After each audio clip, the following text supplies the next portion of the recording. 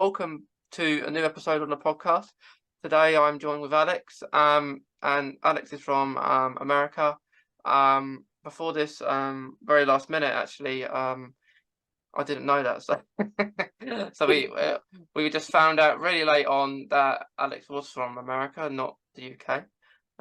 Although she says that she speaks a lot of people from the UK, so, so you could say that you are from the UK in a way. But yeah, Alex is here to share her journey with Crohn's, and it's going to be really fun to hear about it and spread awareness. And yeah, it's going to be really fun. So, Alex, would you mind just saying a little bit about yourself that maybe people don't know? I know we all know you have Crohn's, but I don't know, maybe say someone else that maybe people don't know about you. Okay. Well, of course, I'm Alex. I'm from America. I'm from Alabama specifically. I do have Crohn's. I was diagnosed about 10 years ago. Yeah, that's a little bit about me, and I guess I don't want to give away too much because you may have more questions. Yeah. So you was diagnosed when you was 10. When I was 10, Yeah, is that what you said? well, 10 years ago. Oh, So 10 years ago. 10 years ago, yeah. Yeah, yeah. No, not that early. I wished I would have known. I wish. Yeah. You wish, but do at the same time, do you not wish? Because that is quite young to get it. I think from my experience, I think I wish because I probably would have had a better handle on my Crohn's and it wouldn't have gotten as severe. I think if I knew what I was dealing with when I was younger. Mm. Yeah. Yeah, yeah. Like back then, or back 20 odd years ago, Yeah. um, the Crohn's wasn't as it is today. Was it like there's more there, even though there still needs lots to be done with it all, but it's better than it was, I think. Oh, well, that's great to hear. I'm so happy to hear that. Yeah. Yeah, but so you was diagnosed 10 years ago, not when you was 10. Um, yeah, so 10, does that seem that is 10 years a long time to you, do you think? It's a long time, but it doesn't feel like a long time. It feels like it happened yesterday. I swear, just the ups and downs is just like, ugh. But yeah, it's been a while for my friends and family, and people that I tell my story to that don't have Crohn's and things like that. They're like, 10 years is such a long time. But to me, it just feels like because I deal with it on a day-to-day basis, so it's just like it doesn't feel that long. Yeah, so 10 years, that was the year, was that 2013? Was it 2013? I think it was 2013 or 2014, but you may be right, 2013. Yeah, I'm not good with numbers. I know 10 years very well from this year because I love Doctor Who, and it's the I think the 60th anniversary, and the 50th was 10 years ago. So I know that very well what year it was. So it's probably 2013. If Yeah, not, yeah, it's because I was in college when I was diagnosed. So it was 2013, 2014 around that time. yeah. Was it near the end of college, was it? Or have you It just was, started college? I was in my second year Okay. of college when I got diagnosed. So you'd have been about maybe 18. Yeah. Yep. Yeah, yeah. Yeah, because it's crazy, isn't it? You're at school, then you're at college, and then you're And not. then boom. Yeah, Oh my goodness. It was a crazy ride. I yeah, can tell you that much. yeah. I was diagnosed in 2017. And I was at school. Um, and I was in the last year at school, like year 11. Um, and Uh, then that was when all the exams were going on as well. It was, and yeah, it was always tough when you get diagnosed, isn't it? But when you first get diagnosed. yeah. Yeah. It's the figuring out what it is. I think that was I think it took them about a year and a half to figure out exactly what it was before I got a real diagnosis. Hmm. Yeah. Yeah, that is a shame. that it Yeah. took that long. It Yeah. is, but I'm glad they figured it out. Because I was experiencing symptoms like way years before, but my primary care doctors, they were just more so like, oh, some doctors told me I was faking it. Um, I wasn't really experiencing anything because I would go to the doctor and the symptoms wouldn't be there. So they were just like kind of like she just wanted to get out of school type of thing. So Hmm. yeah. So it wasn't until I had a really bad episode in college that finally they said, oh, something really may be wrong. Yeah, it is. It's a normal that kind of stuff happens Yeah, in college, and yeah, it's not nice. it is not, but we Yeah. take the good with the bad. I got diagnosed, so we figured out what was wrong all those years before. So it was kind of like, I'm not crazy. Yeah, there's some people still. Well, it's hard to get diagnosis really anything nowadays. Um, Mm-hmm. if it's Crohn's, if it's something else. Um, Right, right. For me, I was very. I there was a lot of fighting going on to get seen, get appointments. right. Because I was in very bad abdominal pain for Mm, an unknown reason. I didn't know why I was getting this, why I couldn't eat certain things.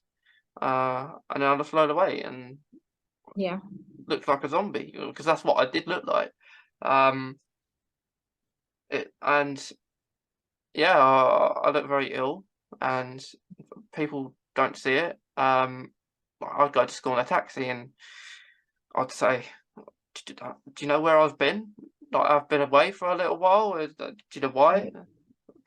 right. They said they thought I was on holiday. Um, and I said to them, well, I wish the hospital was a holiday because they don't know, but that's where I was for the last however long I went there. But Right. um, I'm there. So yeah, I had all that done, and then I uh I still went into school even though I was in pain because you Mm-hmm. can't take anything for it. Like I knew a bit more. I knew a bit more about what it was, and I didn't know it was Crohn's, but I Right. knew that painkillers or paracetamol were not going to help it. Not. Even so, I'd still hold my where it was on the stomach, so inside. So I was still holding it on the outside with my hand, even though Yeah, not going to make a difference. right. Um, Some type of comfort it gave you. I was the same. yeah, I I brought heating pads yeah, to class, like anything that would help. Because pain medicine, it just made you go to sleep and you wake up with the same pain. Yeah.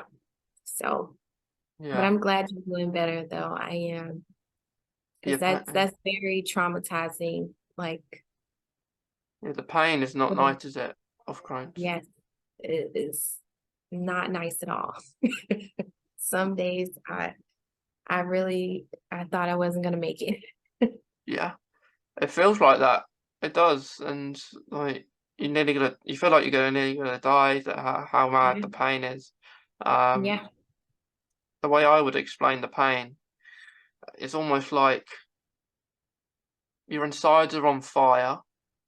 Yeah, your insides are on fire. A big fiery ball is Yeah. inside, spreading Yeah. around. Yeah. That's how I say it. And I also say it feels like acid. Acids inside there as well. Mhm. That's what it feels like, and very Yeah. tingly. That's what it felt for me. Very tingly Right. it, feeling. Not a Right. good sense. Not a good feeling. Um, it would be really warm as well. It's feel really warm. Yeah. Yeah. I think I've gotten those kind of feelings as well. I think for me, the overwhelming thing was the stabbing pain. I got more of like a stabbing, like it felt like Yeah, somebody was just going like this with a knife over and over and yeah, over.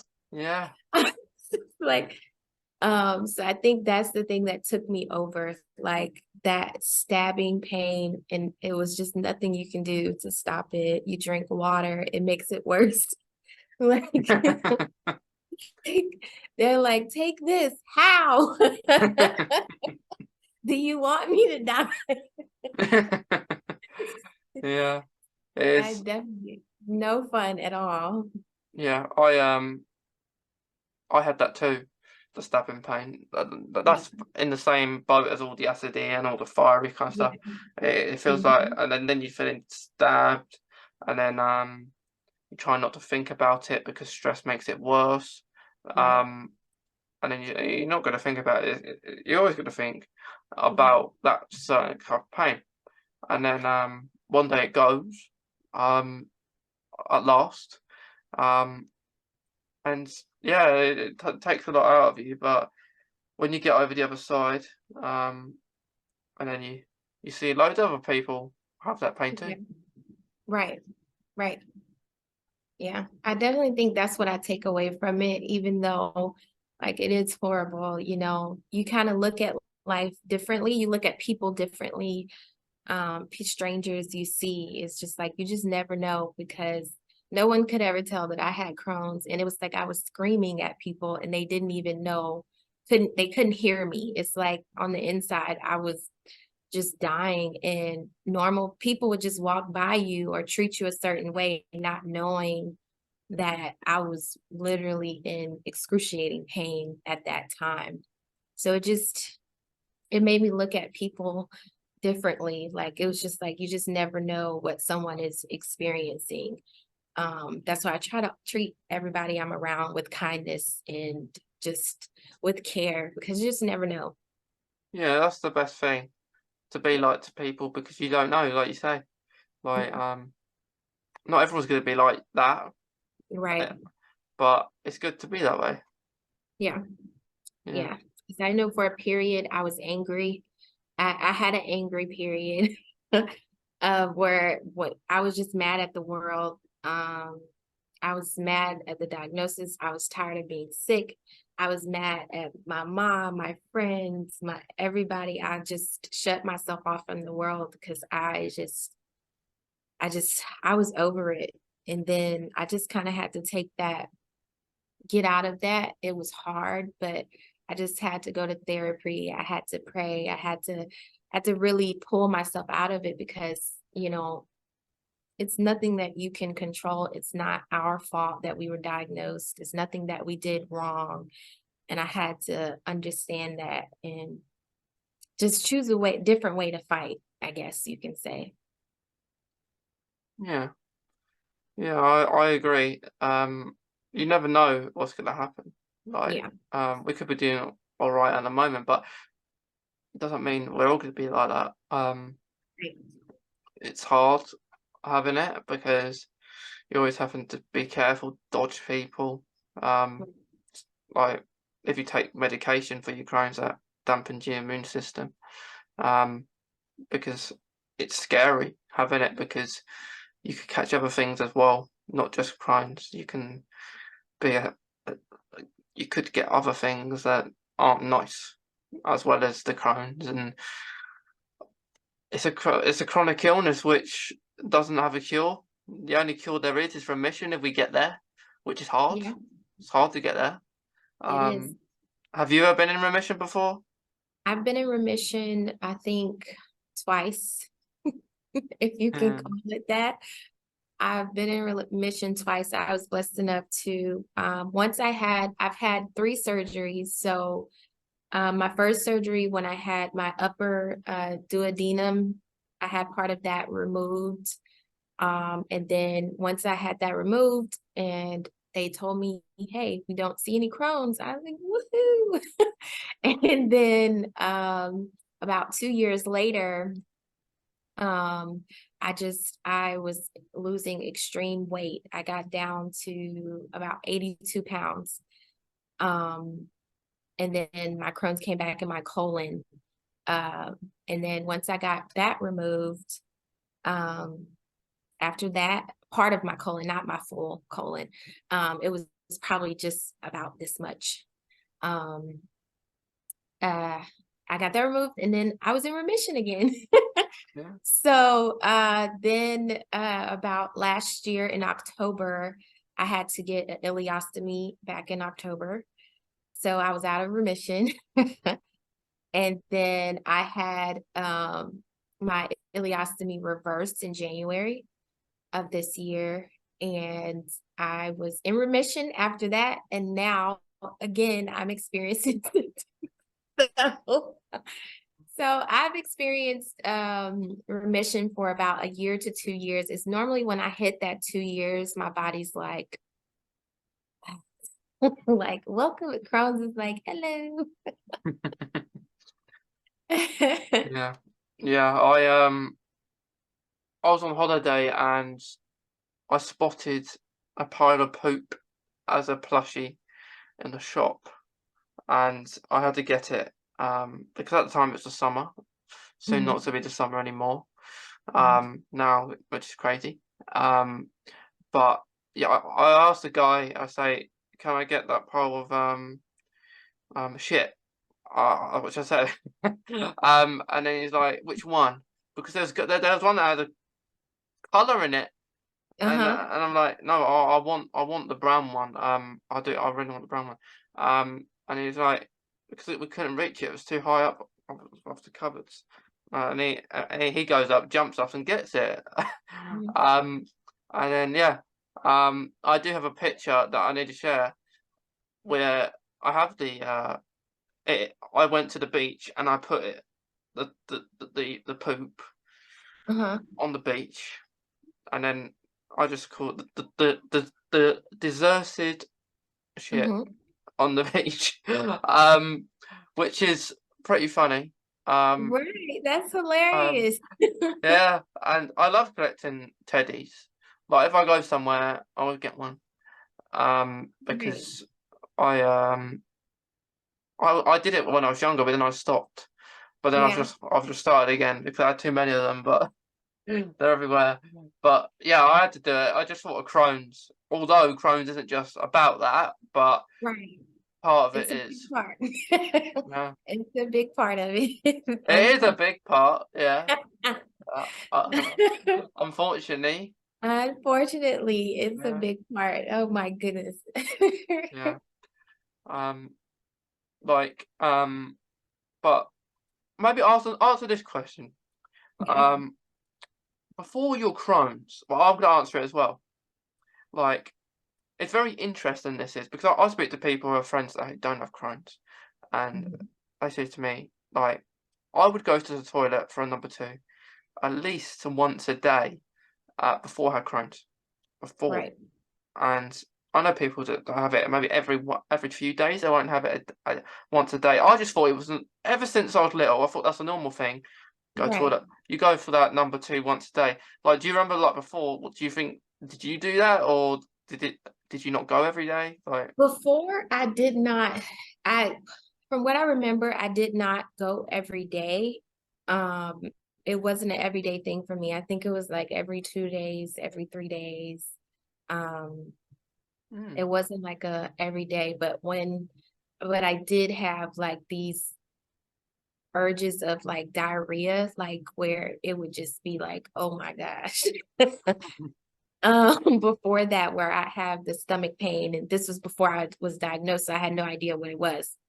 But yeah, so my regular like schedule was 1 or 3 days. yeah, Yeah. it's very interesting because I might have done that as well occasionally. But the thing is, things changed. Where my either we all have our schedules, how things work. But my schedule was always before I had Crohn's, I would go for toilet in the morning. Hmm. But now that's all changed. Yeah. Unless I've eaten something Yeah. that hasn't agreed with me, I might go a few times. But I would normally now just go in the evening. No, that's wrong. Um, I've said it the wrong way around. I used to go in the evening, but now I'd go in the morning. So it's kind of swap places. Yeah. Wait, The morning is essential for me. yeah, it's better. It's better in the morning, isn't it? Because um, I always get worried. Say if Yeah. I get up at a different time that I'm not used to, Mhm. I'll think, hang on, I haven't gone. I haven't gone to the toilet before I've gone out the door. I always have to. Yeah. Because I don't like using the public toilets or the toilets Yeah. that you use because I know Yeah. everyone else has used them. The morning is very essential now because if I don't go, like you said, if I don't go, it's gonna end up somewhere I don't want to be. And I'll end up in a public restroom. My tummy starts going in circles. Mm. And then it's like it's like everybody stop the car. I need to find like I'm on the highway and I'm like, everybody get out of the way. I have to go. So the morning is essential. They should have those things on, like the police. Like they should have like Mhm. IBD versions of them. Like if you're Right. driving, they're beeping. Like everyone move out the way just so you can go to the toilet. Uh, I would love that. That would have saved me many a times. IBD sirens, maybe they should call them. IBD Yes, IBD sirens would be nice. I'm gonna write a letter to see Yeah, to yeah, see if they'll yeah, at least consider it. yeah. It would be like I had a podcast which about with someone that we were talking about. We were talking about stomas. And we were saying because people with stomas struggle to use the toilet, because everyone else uses them and they will just get looked at and stuff like that, and they will go in the toilet. And I pointed out an option of that scrap this accessible toilet for people that use stomas. Which I do like the new name of the accessible toilet, but all we have on the accessible toilet is a man that can walk, a person in a wheelchair, and maybe a girl that can walk. They Right. they changed that. That's good the way they changed that from just a person in the wheelchair. That's really Right. good. But the problem is with this is that there's loads of other people that have different needs and different abilities and stuff like. You can't just put those three on there. I know they are probably the most lookable ones. Um, Right. but the thing I said is that they should name something called stoma stations. So basically, what a stoma station would be is where you don't use the toilet. Well, you are using the toilet, but you're not using the toilet as like you would need to use the toilet seat. Right. You would just use it to use your bag and wash it out and rinse Mhm. it out and change it. So basically, you would have a stoma station like maybe a table or something like that, all the equipment that you need. Right. And it's in the name, so it raises the awareness for the stomas because the stomas are getting more um, let's say, known Yeah. now, not just for Crohn's. There's loads of other things that stomas can be for.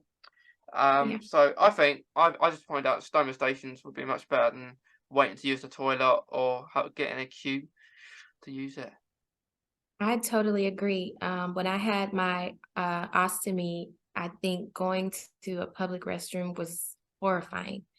It was there's so many things that you have to you have to have the wipes, you have to have, your spray, and then, there's so many things that can happen. And if you have a leakage while you're out, and sometimes you have to deal with smell, and it's just so many things that come with it. Like, it made me just want to not go out anywhere because I was so afraid of using the public restroom, because it just made me feel like I didn't have enough room, or I didn't have anywhere to sit this, or I need to do this. So it just made life so complicated. And I'm so thankful that I got a reversal, but I can just only imagine for people who are doing this permanently. I still can't wrap my head around just the day to day of just living normal life outside. And I was working from home at the time, thankfully. But just going to work every day, Monday through Friday, having a bag. Um, Yeah. I feel for my stoma people because having it for 5 months, I oh goodness, I didn't know how to function. I really didn't. Mm. And do you have the stoma bag now, or don't you have it anymore? No, I had my reversal back in January.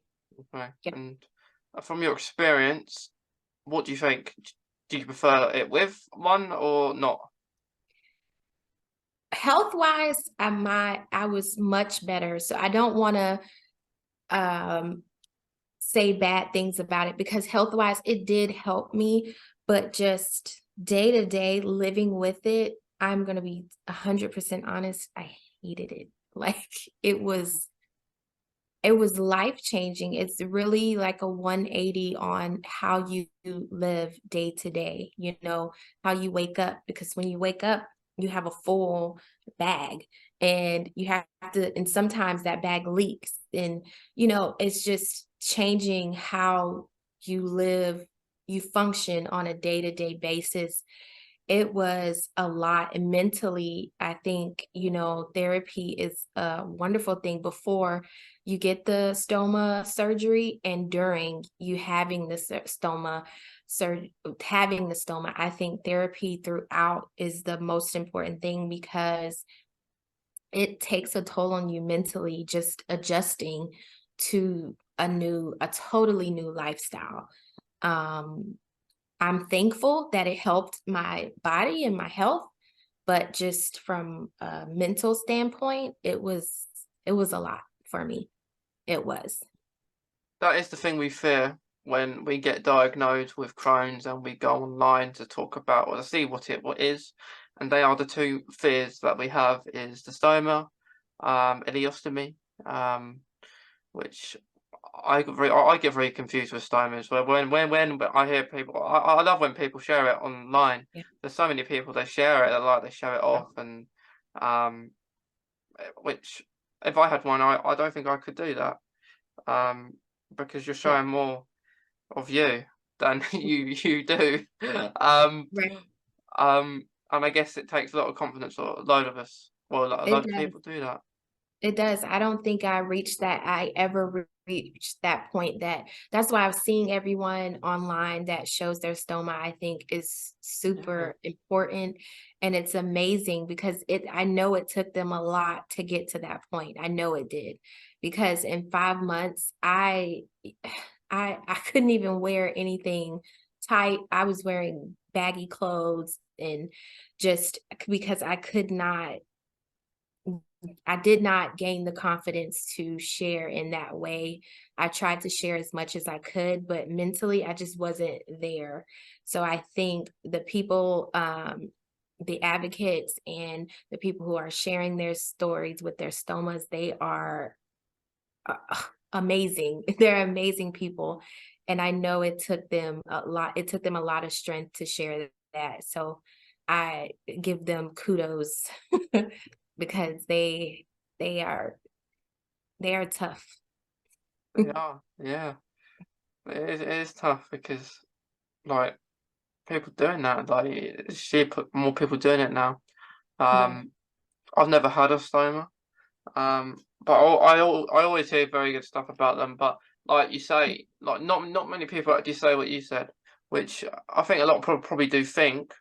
Um, because not everything is comfortable. right, Like it's everyone has their own personal experience, and right. in my mind, that would be chaotic, a chaotic life. If it helped you, if it could have Yes, stopped you from dying, then right, that would be the only reason for me personally to have one. If it was right. the last resort, Yeah, like that would be it. Like last resort, if it's life between death situation. right. But if not, I wouldn't personally pick it because I do like going to the toilet the way I've always been used to going to the toilet. It Um, it is a yeah, weird experience. yeah, It's a weird experience, yeah. and I'm thankful that I'm better, but would I go back? Heck no. I pray that I don't have to get to that point again. But for the people who do have them, I don't want to discourage, them, but it is a journey. It's a tough one. And for those who are living with it, I commend all of y'all. Yeah, they are. They are. I always say stoma is a different level to having the diagnosis itself. You have to overcome or loads of different stuff for Yes. that, for Yeah. the stoma, for all that. But yeah, it's good that like you're doing better now though. Yeah. Uh, Thank yeah, you. yeah. Do you take any medication at the moment? Yes. For Crohn's? Currently, I love the UK because you guys don't have to pay for medication there, do No, you? no. It's all funded. But sometimes if we're on a certain medication, the consultant will say you've only got a certain amount of time left because it's a lot of Right. money. Um, and and then sometimes they'll be like, we can put another year on this if you need it. But yeah, we don't pay for the medication, and we also don't get put to sleep when we have colonoscopies. What? Oh, wow. Oh Yeah, my goodness. I'm gonna answer your question, but I have follow-up for this. yeah. Um, so yeah, so my right now I'm changing medication due to my insurance. That is the frustrating call that I had prior to this. I first I was taking Humira. Mhm. I was doing those, and then when my doctors realized that that wasn't working, I was on Remicade for 3 years now, and it has been working. I did have that flare in my bottom, in my butt, Mhm. where I had to get a colostomy, but it hadn't spread anywhere else. So for me, that for my doctors and for me, that was good. Mm. But now my insurance sucks. So I am changing over to this new drug. It's called Rinvoq. It's supposed to be something new that's came out. I'm terrified to Mm. take it. I don't know about it, but Yeah, it's a bizarre yeah, name, isn't yeah, it? yeah. So it's something new. My doctor said that it just got approved by the FDA. So we are going to see, and I'm praying that it works. Is that an injection or an infusion? It is a pill. It's a Oh, it's a pill that pill. you take every day. You take it every day. I haven't started it yet. I believe I will start today, actually, on the Okay. medication and we're gonna kind of test it out to see if it works. I don't like to test it out because, it's a 50-50. I don't want to get sick again. So, but that's the choice that I have right now. So we're gonna go with it and cross our fingers. Hopefully it works. Yeah, Yes, thank hopefully you. it does. Hopefully it does. Yeah, I actually take Humira at the moment. Um, I've only ever been on two infusions. No, not infusions. Two biologics. I was originally on infliximab, so that was an infusion I had for a year. That didn't work in a year. 10th infusion down the line. 10th infusion, bad luck. I was saying it's gonna be good luck. It's the 10th one. No, Yeah, no, no. no. So So Humira's working for you? yeah, it has its ups and downs. Yeah. Like sometimes it levels maybe with my Crohn's aren't in the right place, but I can stay on the medication. So I think what's going to happen, I think it runs out next year. So when it's run out, I'm going to have my colonoscopy, and they'll see if I need to be on it anymore, and if Okay. I need to be on, if I hopefully I don't need to be on it anymore, so I can try without. Um, because I have the infusion every 2 weeks, of course, but I don't like it. I mean, I don't mind it, but it just will put me Yeah. less at risk of catching things or Yeah. being in no compromise. But yeah, that's annoying. So with your Humira, is it the shot or is it so you guys have injections for Humira, like, or is it Yeah, the yeah, shot? yeah. It's a like an EpiPen. Yeah, Okay. like Oh an my EpiPen. goodness. But I hear they changed the medication to where it doesn't sting like it used Mm. to because You oh my God. I taking those things, I think I had to do three. I had to do three every 2 weeks. Okay. And oh my gosh, that when the medication, it's not the shot itself, it's the medication when it hits. Oh my gosh, it feels like 1,000 bees are stinging you at one time. So, but I heard they changed that to where the medication is not, you don't really feel it Mm. like that anymore.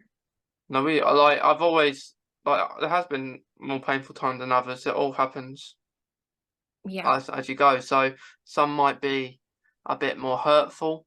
Mm. Because it's weird, my one.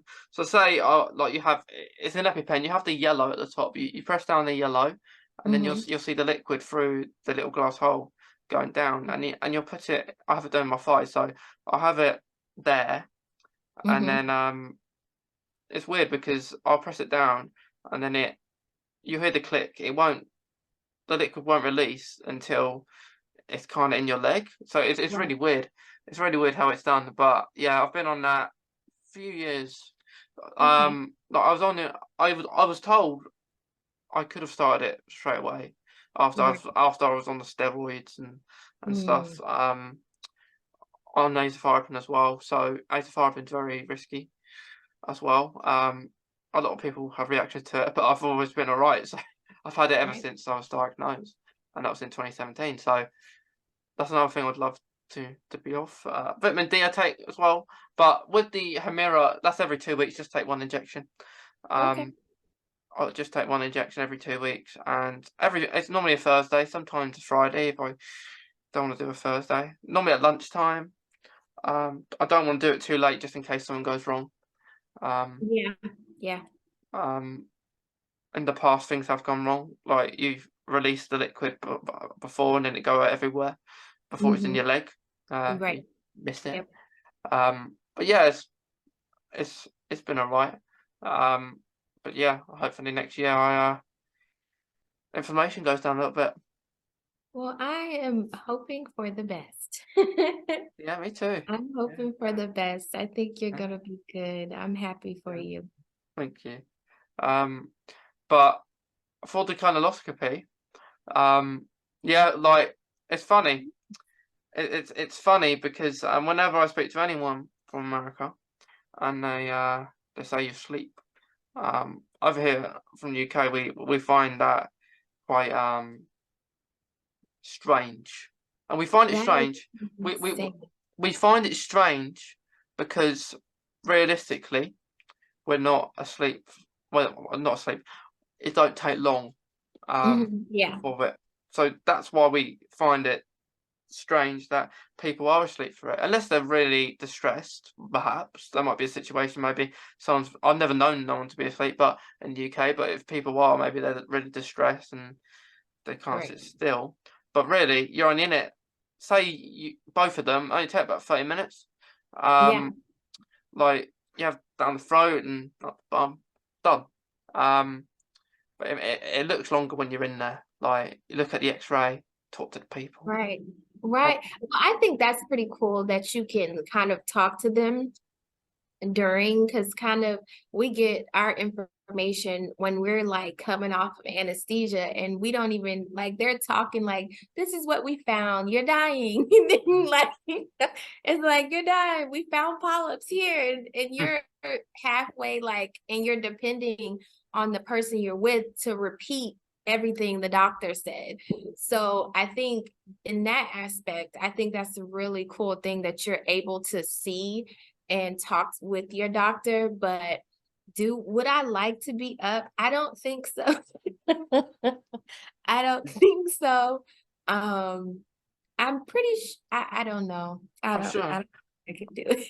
I'm sure if you request it, you might be allowed to be I awake. think you can. I think you can, but will I be requesting that? Yeah, Probably not. yeah. Does it scare you though, being put asleep? It doesn't. I think it eases my nerves because I feel like every time I go there, every time go to the my gastroenterologist is just like, oh my God. So, because there's something coming, something is happening. So for me, it eases my kind of thoughts, but it also scares me what am I gonna hear when I wake up, you know? Mhm. So it's kind of a 50-50 type of feeling. But I'd rather be asleep. I don't mind the anesthesia at all. I think it just eases my anxiety, I think. So Yeah, yeah. yeah, that makes sense. Yeah. Yeah, but it's crazy how different things are from different countries. That is so crazy. I can see it happening, but I just don't know. Because just from being in the doctor's office when they do the finger test, mhm. I'm like, so I could only imagine like a tube. So do they put you to sleep for the endoscopy for like when they do it down your throat? You're awake. How does it? Yeah, So yeah, you're just awake while they. yeah. They tell you to open your mouth, tilt your head back. I think. I can't remember. I haven't had it for a while, but I had about maybe in 2021. I had a sigmoidoscopy, which is just your bum. Right. Um, and I don't know where they get these names from, but um, yeah, I had that, but I had it a bit different this time because if you have sedation, you have to stay about 30 minutes after, Mm-hmm. and you can't go home. They have to look after you. But so before this all goes ahead, they read all this risk assessment saying, um, like if it goes wrong, like, you need to know like if something goes wrong, if they you have to go in surgery straight away if they burst an artery or something like that. So they tell you all this, and then in my mind, when that happens, I think I don't want to know that. I mean, we know there's probably a risk of anything in life. There's risks that we could, I don't know, hurt ourselves, or there's so many different things that out there, and then I know they have to do it, but it's just Yeah. it don't make you feel good, does it? When they say that. No, Um, it does not. but the one I prefer, I know we shouldn't say the ones we prefer, but I prefer when they put it up your bum, because it feels weird. It feels like it feels like you're getting tickled at parts, but I think it's best to get sedation because I had laughing gas. A Oh, lot okay. when I had the sigmoidoscopy, Uh-huh. and sedation.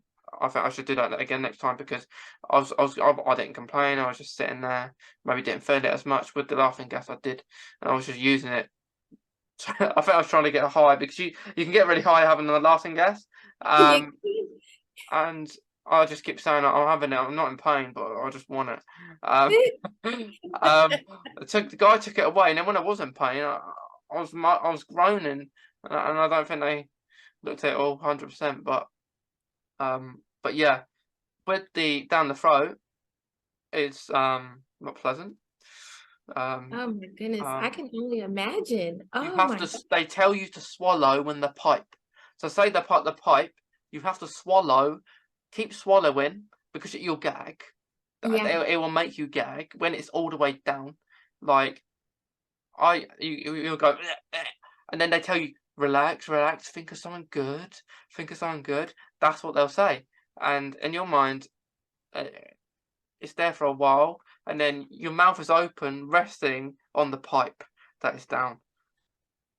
That reminds me of like when I had my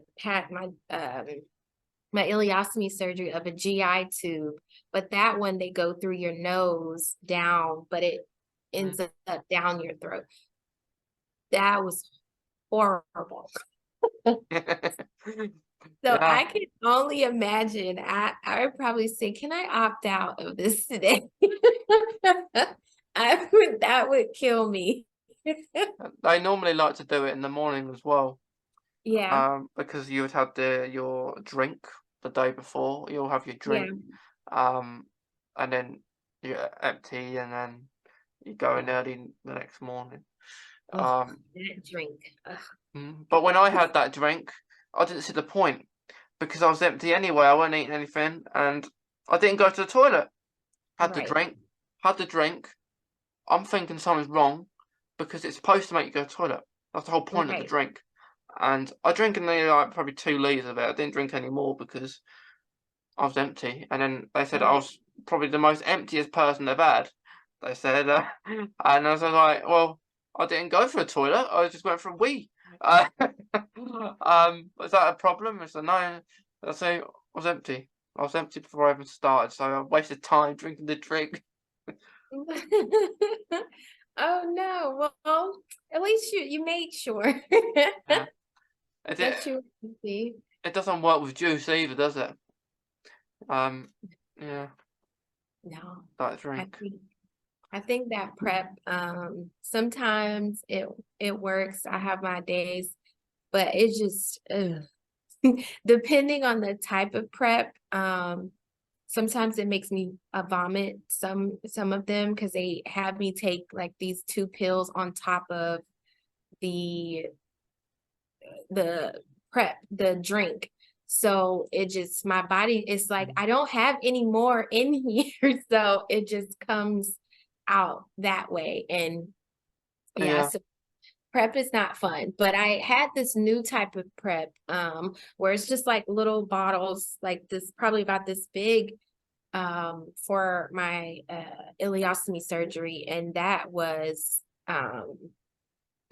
bad at all. Like it didn't make me sick. It didn't like it emptied me and I went to bed.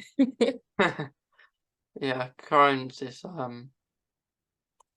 it's crazy. Like, lush what goes on with it. So much. My Yeah, goodness. yeah. It is Crohn's. So you at the moment you say you're doing pretty good with Yeah, it. for the most part, I'm doing pretty good. With the medication change, I've been experiencing a few things that I don't like. But for the overall, compared to what I experienced prior to, I am in good shape. Yeah, that is good that you're in good shape because that's what we want to hear. Thank Um, you. I think.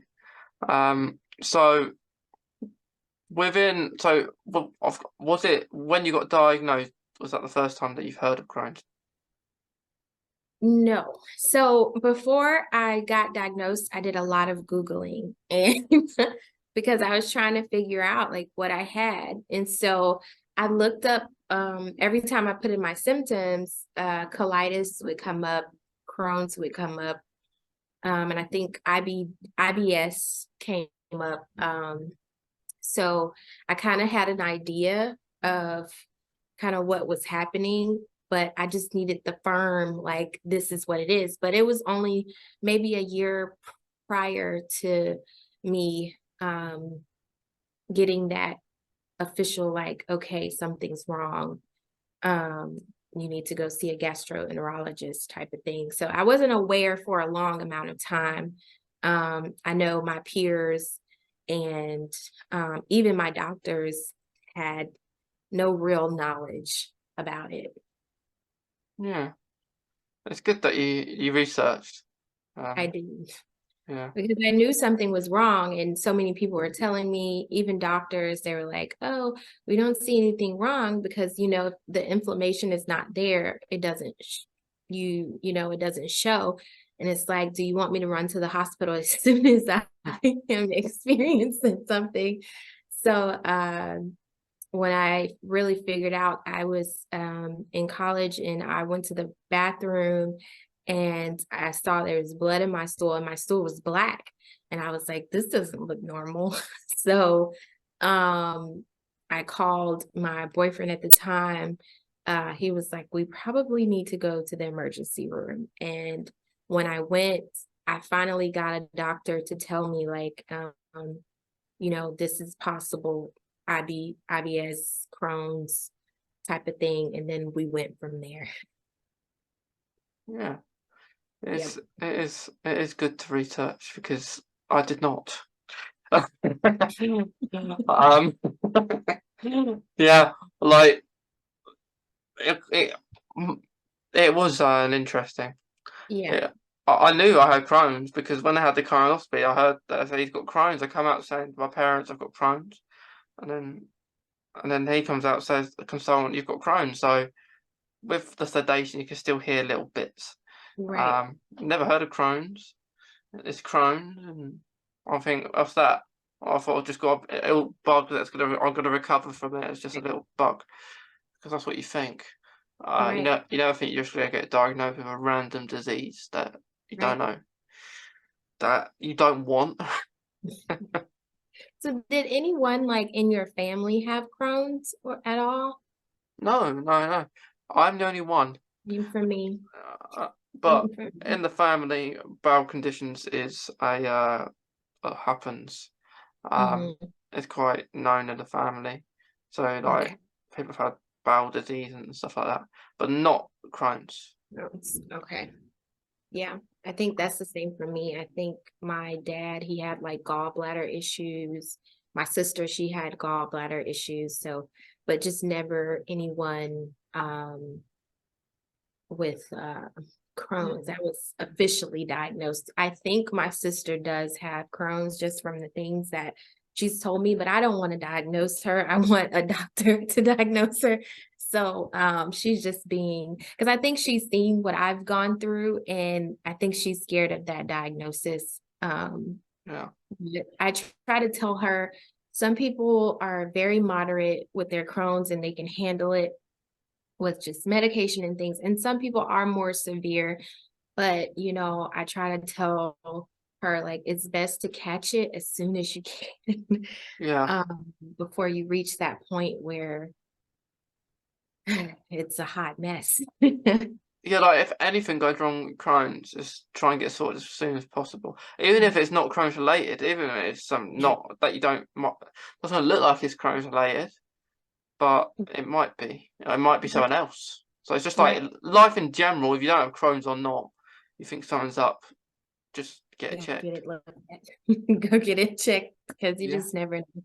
So yeah, um I think just realizing like there's no definitive way, because I had so many people telling me like it's genetic and it's this and it's this, it's come from food and all these crazy things, and I'm just like, we don't know, so let's just hmm I hope we figure it out, but until then, let's be kind I hope and so. not tell people why they got Crohn's. Because of something you ate and things like that. I think those type of comments really grind Yeah, my gears. yeah, I agree. Like, um, with it, it's very hard, Yeah. when this kind of stuff happens to us because we don't have any control over it, and we can't say wave a magic wand and on wish all this to happen, Right. um and like with food, for example, it's not like it's not just related around that. Like, Right. like that's like with the stigma around it. People say it's a toilet condition and a food condition. You've got what you got because you're not eating the right foods, or Right. and it just makes you go to the toilet. Which Right. part of is, you could say it's not right saying like that, but food is part of Crohn's. But Right. um, I don't agree with you have people out there say take this and cure it. Like, you cure your Crohn's if you take this supplement or Right. something. I think Um, if it was a cure for it, I think uh, we've took it by now. yeah, yeah, yeah, yeah, yeah. But yeah, yeah. Speaking of Sign me up. uh, speaking of food, is there any food or drink that you have to not have because of Crohn's? Yes. So mine's changes over time. Like there's some things that I can have, and then literally years later, it's like, you can't have that anymore. And then now you can have that. So right now it's lemonade, anything lemons, anything like that. Do not. Oh my Oh, gosh. I just learned asparagus is not my friend anymore. Okay. Um, and I used to eat asparagus all the time, but recently, this past few months, I had a flare from eating asparagus. Um, and then sometimes tomatoes has been my friend lately.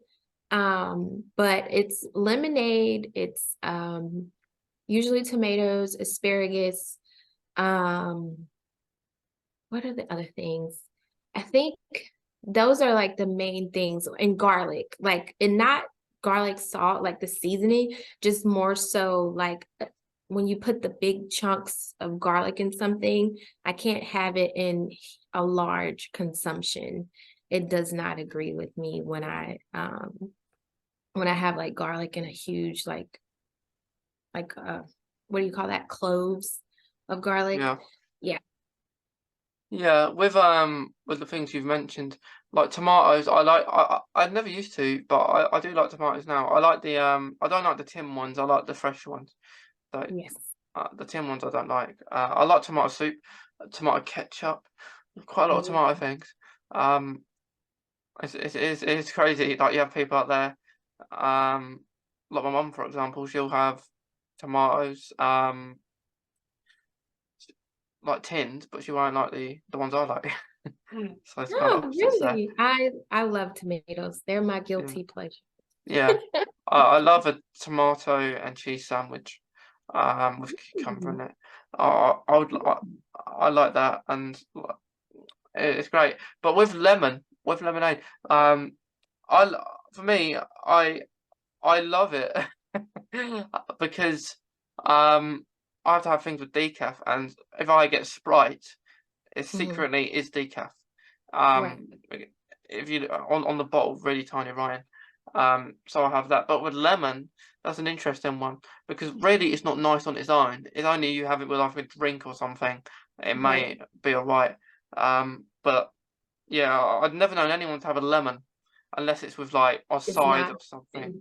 my it's not my friend. I think it's the acidity of it, Mm. of the lemon. Because I know a lot of people who with Crohn's who they do the lemon water, and they say like it kind of Oh yeah. helps them tummy wise. Um, Oh But for yeah. me, yeah, lemons, like for me, it's just something about the acidity of it. It just does not agree with my stomach. It's not my friend. Like lemonade, I think it was years ago, and I probably try lemonade now and I'll probably be fine. But I had a scare. I drunk lemonade and it was like bloody murder. When I had it. So I just may be traumatized Mm. from that time. Ever since that day, Yeah. just I'm Just like, stay keep me away. away from it. You just stay away. Is there anything that you like?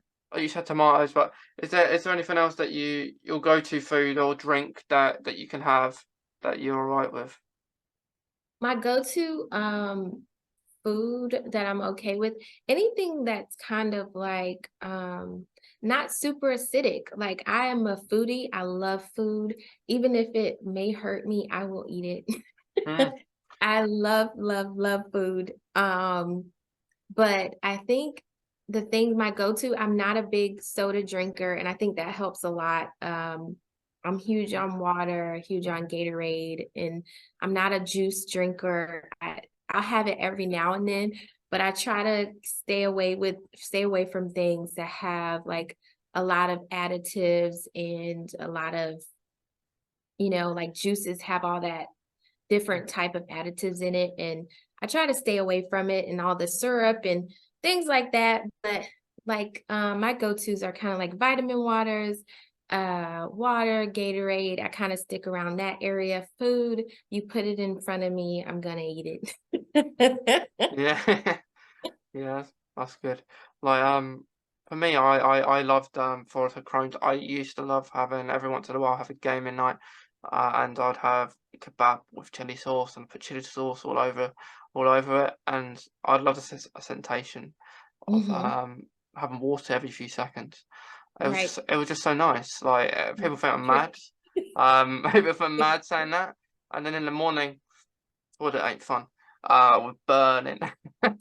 uh, but now I can't do that. So if I did get a kebab, I'll just put the chili sauce in the pot and maybe dip a few chips. Right. So I don't have it all over. Otherwise, we're having a nightmare in the morning. Yeah. But Yeah. yeah, that's one Yeah. thing I do miss. I do miss that because I love spicy foods and I can't have Mhm. them now. Right. I loved having them, and it's not good for me. And like with caffeine, I can't have that. So decaf for me, but it don't taste any different. Really, in my opinion. But yeah, look, it's a shame really because a lot of maybe coffee places do that now actually. Like you go into a Mhm. coffee shop and I say, did you decaf? And they say, yeah, which is great. But say if Right. you go into the supermarket or like places like that, corner shops, they don't. They don't. Right. They just do not normal. So I think there needs to be more recognition of Yeah. stuff for people with IBD because it's just like you go to a restaurant and have the normal food. There might not be the stuff in the food that maybe affect you, and they may Right. not have that on the menu. So there's certain things that maybe need to be adapted for people with Crohn's or Most IBD. definitely. I definitely agree. I think when it comes to things like caffeine, I definitely cheat. I cheat. I need my coffee in the morning, but I definitely feel it later. Mm, Um, so I think, but I do like that some coffee shops here, they have kind of gravitated to having oat milk and things like almond milk and different type of milks to where, it's not so terrible on the tummy and the choices of caffeine, but I do get where you're coming from as far as the food choices we have. I think I'm a bad girl when it comes to food. And yeah. the spicy foods, I definitely do that in moderation. Like you were saying, if I have like something like a chili sauce or something like that, it's definitely not like I'm drenching it. It's like, ooh, I Mm. want to dip Yeah. it. I want to drench it though. That's what Yeah. I want to do that, and I can't. It's annoying. It's something that I wanna do. I wanna pour it all over the damn thing. Right. But I can't. And then I remember when I did those gaming nights, like her people I was with, they saying, "You're mad. You're mad doing that." Like they're just watching me as pour Right. the whole pot. It was the whole pot, not just a little bit of the pot, all of it, Oh my goodness. all of it, all of the pot across the kebab. Oh Yeah. my God. Yeah, all of it, not just a little bit. And it's just like crazy. And I was like, no, I have to. I just You like like this. the spice. Yeah, like if it was boiling, I probably wouldn't. But it's just right. Right. But now, no, I daren't risk it. Um, Mhm. because I don't want to be in pain. Right. Um, because when I was the only things I actually started eating were actually chicken and rice. Mhm. When I was really ill. So the only things I could maybe edible eating, they were the only two, chicken and rice. Right. And then when I could eat other things, I was so happy because I was bored of eating the Right. same two foods. Right. I mean, they were nice enough but plain. I had nothing on them. They Right. were just plain rice, plain chicken, and a couple of sweets. I totally understand. I think that's where my like love of food came from because just for those years, for I think about 2 years, I was on liquid diets and like drinking the essential drinks, like the milk drinks. And then I'm like, you want me to drink these? They just make me sicker, but whatever. Like, um, today I went to go and there's this new coffee shop that opened where I live, and I go to them saying, do you do decaf? And Mhm. the funny thing is, like he talks to me about, yeah, we do decaf, and I say, okay, I love iced lattes, so I'll have an iced coffee, and I say, what iced coffees you got? And we're here for a few minutes. He listened them all to me. I normally go to a place and I normally have it's either caramel, um, hazelnut, but I can't have nuts because I'm allergic. And what's the other one? Vanilla. That's the normal ones Mhm. they have in most places, like Starbucks and Costa. But Mhm. this place didn't. Well, they had them too, but they had all these other ones. They had mint, they Mhm. had honeycomb, they had marshmallow, they had um loads. And Oh, I, nice. and I was thinking to myself, "Oh, that's a lot." And I said to him, I've never known it. I've never gone to a place that had so many of them. And then the one I picked, marshmallow, he said, we don't have it, we run out. Aw. But I had mint. I had mint, and mint. I love the mint one. Oh, Um, that sounds amazing. um, but yeah, but the thing I liked about what he asked me, "Do you have a milk preference?" And I like this because only the other day, I think last week I went to Starbucks and I think I normally have semi-skimmed milk. They normally put a semi-skimmed milk in it automatically. Mhm. And they put oat milk in it, and Mhm. I tasted the difference of it, and I was saying to myself, "It's a decaf." I was checking with them. I was like, I don't like this. Like, I don't taste the flavour, like the Mhm. caramel." And they had to change it to vanilla, I think, because it might be the other way around. Mhm. And then oat milk wasn't very. I've learned that I don't like it. I'll try it because they just Right. gave it to me, but I've learned I have to stick with semi-skim milk now because my oat milk just, I don't know, it was making my tummy a bit funny. Right. It was, so I had to resort. Yeah. I think I binned it in the end, and then I didn't want to go up a third time. Right. 'Cause I got it, and then I went back and I had to do it again, and I didn't want to do it another time. So Right. but yeah, the one I went today had loads. It was pretty crazy.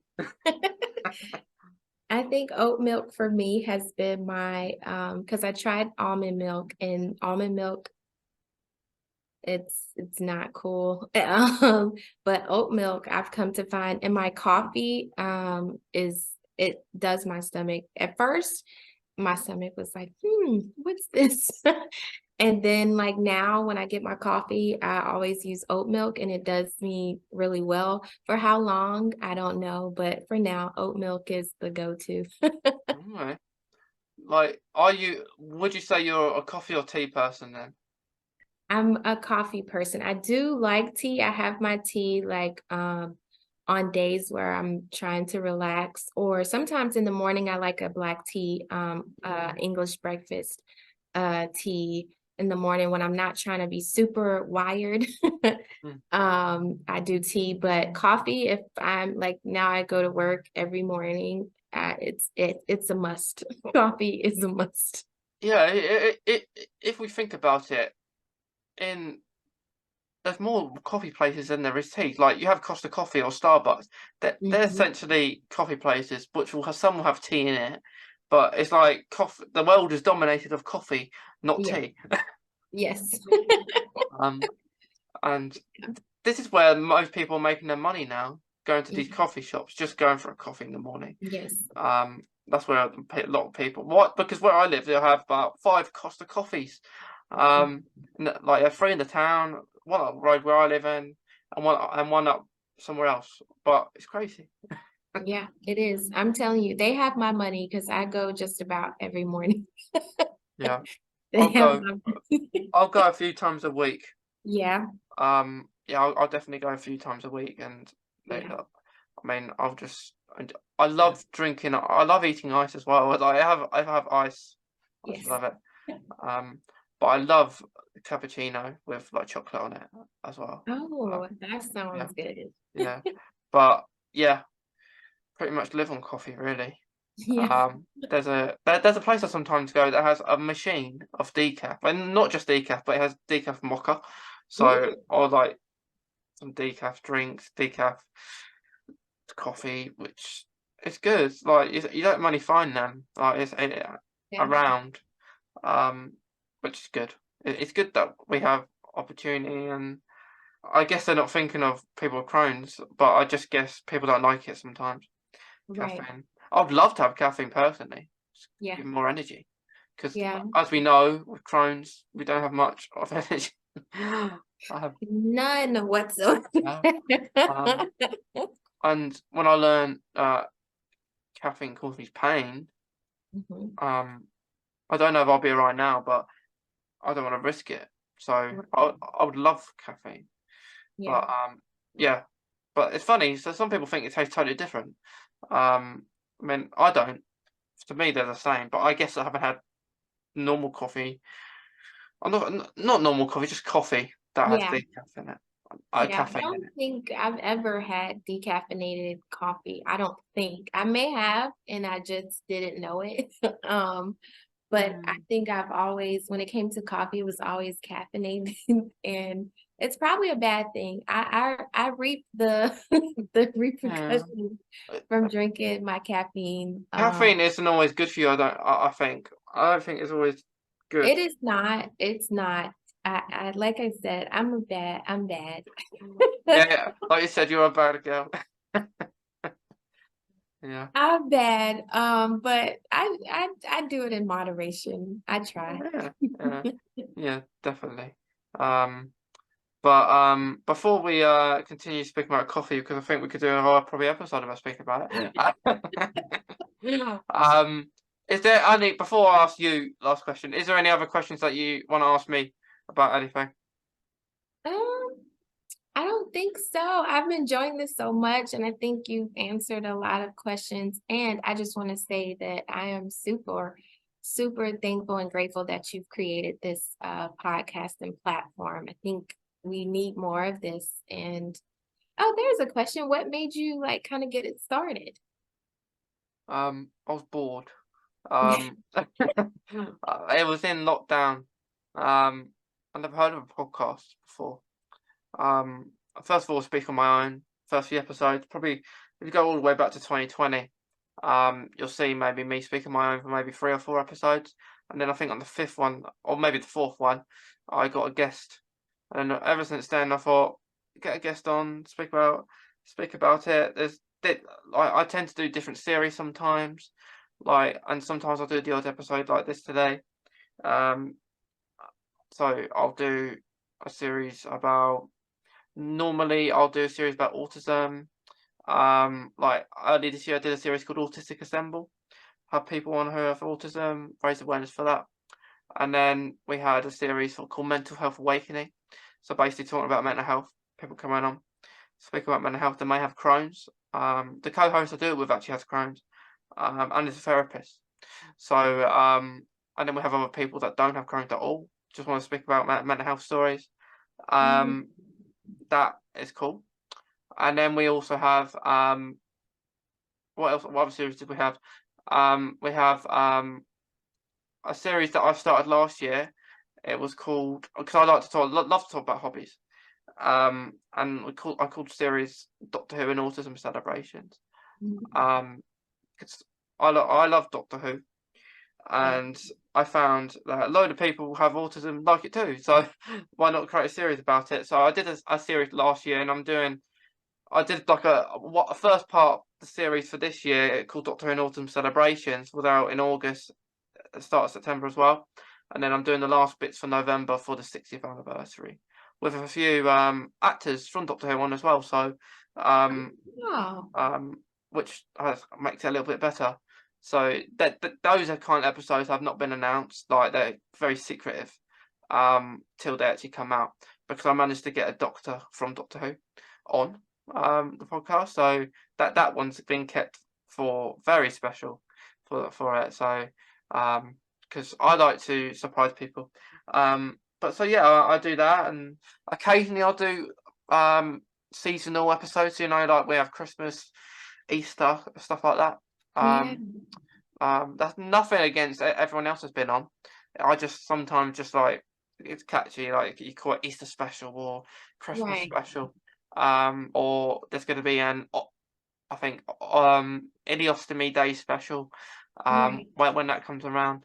Um, so yeah, we have Halloween as well. There is yeah, going to be a Halloween one, which is going to be different because it's going to be the person has Crohn's and likes Doctor Who, so we're going to be shaping that up a little bit. But yeah, there's so many. I have teachers on sometimes that have taught me or just have autism themselves. Um, that is amazing. so all these different kinds of series about different things. because I find if we say we talk about something that we love, um, on and link it in with something else, like raised awareness. Right. I I f- love it. I'm super uh, proud of you, and I can't wait to see everything that you have coming. yeah, yeah. Um, that is very good because so when creating it, like you have the logo, you have how you're gonna record the episodes, you're gonna name. My name changed, I think. Logo's changed a few times. I like the logo the way it is now. It's probably going to stay that way for a while. Yeah, I Yeah, like it. yeah. Um, yeah, it's a nice ribbon on it with I think hobbies at the top, chronic illnesses, mental health. Um, and then you've got Crohn's and Autism Awareness Advocate, which is what it's called. Mhm. Um, because but they're the two main thing it evolves around. But then on the logo we have chronic illnesses on it because other people may have a different chronic illness may come on and talk about it. And then we've got mental health because mental health we may have a series about it, but really mental health is talked about a lot of the time in the podcast, like about Crohn's mentally, like you mentioned about mentally with the stoma. So Yeah, that's what is in there because it speak about it a lot. yeah, Hobbies because I love talking about them. And then yeah, it all kind of links in. So speaking about hobbies, do you have any hobbies except from we know you like raising awareness, but is there any things that you like to do? Hobbies? I think for me, my hobbies, I love jazz. So I am a huge jazz advocate, I guess you could call. So I go to a lot of like jazz concerts and like live music type of things. That's more my speed. I'm an old lady, so I enjoy cooking. Like I said, I'm a foodie, so I enjoy cooking. I'm big on dancing and just I try to have fun in any moment in life because you just never know. So I think those are my three things. Other than that, I'm a huge binge watcher of TV. I love television. I'm a huge Marvel fan. Oh yeah, you like Marvel? Yes, I love Yeah. Marvel. So I think Yeah. if I'm not doing those things, I'm in my bed or on my couch binge watching something. Yeah. What is your favorite character? Do you have a favorite character in Marvel? The Hulk. The Hulk. Yes, Yeah. he is my favorite. I guess that can be relatable in ways with Yeah. Crohn's. Is that Yeah, right? it Yeah. really is. It really is. Yeah. I like Spider-Man. I I I love all the Spider-Man films. Yes, Um, like I feel Marvel has gone. I haven't watched any of the spin-offs that they've released, but I feel like since Endgame, it hasn't been great. Marvel. Because in my eyes, you call Endgame for a reason. right. It's finished. But I do like Marvel too. Yeah. I won't maybe see all the. I'll see like the main films, but I do like Spider-Man. Yeah, it's working. Marvel's working its way back. Don't Yeah, lose faith in them. yeah, yeah. Hope There's some so. good shows out right now that don't lose faith in them. Yeah. They're coming back. They're just trying to revamp for phase Mm, 5. mm. I need to make some new characters maybe. Um, Yeah, yeah, there's a lot of new characters being introduced now. They have a lot of them coming in, and most of them female, so it's pretty exciting. that's good. Yeah. Yeah, that's good. Is there any other things that you like TV wise to watch?